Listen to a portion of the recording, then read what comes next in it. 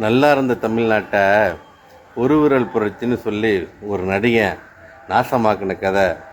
இன்னைக்கு அந்த கதை தான் தமிழ்நாட்டோட ஹைலைட்டான கதை. ஒரு நாட்டோட சட்டம் ஒழுங்குங்கிறது தான் அந்த நாட்டோட வளர்ச்சிக்கு பெரிய ஆதாரம்.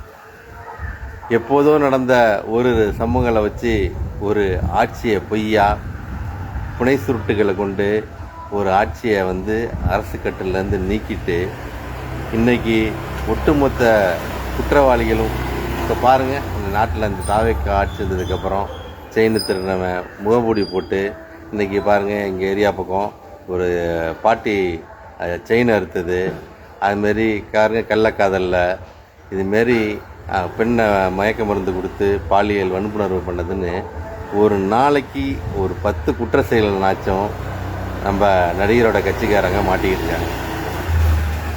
இன்னும் சொல்லப்போனால் ஒரு நாளைக்கு ஒரு 5 கொலை 2 கற்பழிப்புனாச்சும் நடந்தாதான் இன்றைக்கி சராசரியாக தமிழ்நாடு இருக்குதுன்னு அர்த்தம். இதெல்லாம் நடக்கலைன்னா ஐயோ சரியில்லை அப்படிங்கிற மாரி ஒரு சூழ்நிலையை கொண்டு வந்துட்டாங்க. 6 மாதம் பொறுத்துருங்கன்னு சொன்னாங்க பழகிக்குன்னு. ஆனால் இப்போ அந்த 1 மாதத்துலேயே தமிழ்நாட்டு மக்கள் பழகிக்கிற மனநிலைக்கு வந்துட்டாங்களோன்னு தெரியுது. ஏன்னா குற்ற சம்பவங்களுக்கு அளவே இல்லை. இதெல்லாம் போன ஆட்சியில் நடக்கலையான்னு உடனே கேட்குறாங்க. போன ஆட்சியில் அங்கொன்று இங்கொன்றுவா நடந்ததெல்லாம் கட்டுப்படுத்தினாங்க, உடனே நடவடிக்கை எடுத்தாங்க. ஆனால் இன்றைக்கி ஒரு நாளைக்கு எத்தனை சம்பவங்கள்! என்ன சொல்லப்போனால் தொடர் மின்வெட்டு, ரோட்டை மறைச்சி நேற்று ஈசிஆர் சென்னையின் பல பகுதி, திருவண்ணாமலை கிரிவலம் இருட்டில் நடந்து போகிறான். ஐயன் திருவள்ளுவர் சில மண்டபத்தை இருட்டில் மூழ்கடிச்சு வச்சுருக்கீங்க.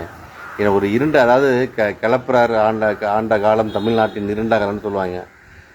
அவங்க அண்ணன் விஜய் ஆண்ட காலம் தாண்டா தமிழ்நாட்டோட மொத்த இருண்ட காலமே. இந்த 1 மாதத்தில் இப்படி இருண்ட காலமாக இருக்கே, இன்னும் 5 ஆண்டு நினச்சா கண்ணை கட்டுதுடா.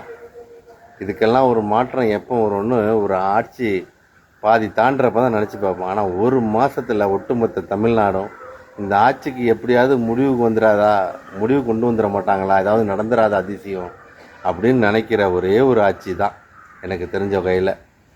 எத்தனை குற்ற செயல்கள் ஒவ்வொரு நாளைக்கும்! சமாளிக்க முடியாத அளவுக்கு உங்களுடைய ஆட்சி நிர்வாகம், எந்த ஒரு செயல் திட்டமும் இல்லை, புதிய திட்டங்கள் இல்லை. கொடுத்த வாக்குறுதி பற்றி கொஞ்சம் கூட அழட்டிக்காமல் ஒவ்வொரு நாளையும் டிஃபன் பாக்ஸை கட்டிட்டு போய் தலைமைச் செயலகத்தில் பொழுத போய்கிட்டு வந்துடுறீங்க. என்ன ஆக போகுது இந்த தமிழ்நாடு என்பது யாருக்கும் தெரியல. இருந்தாலும் போராடிக்கிட்டே இருப்போம். நீங்கள் செய்கிற தப்பெல்லாம் கேட்டுக்கிட்டே இருப்போம். இந்த திமுககாரன் எப்போதும் இந்த மக்களுக்காகவும் இந்த மண்ணுக்காகவும் நாங்கள் நிற்போம். மாற்றத்தை கண்டிப்பாக கொண்டு வரும் மாற்றம் அது நல்ல மாற்றம், விடியலுக்கான மாற்றம் வேண்டும். நன்றி.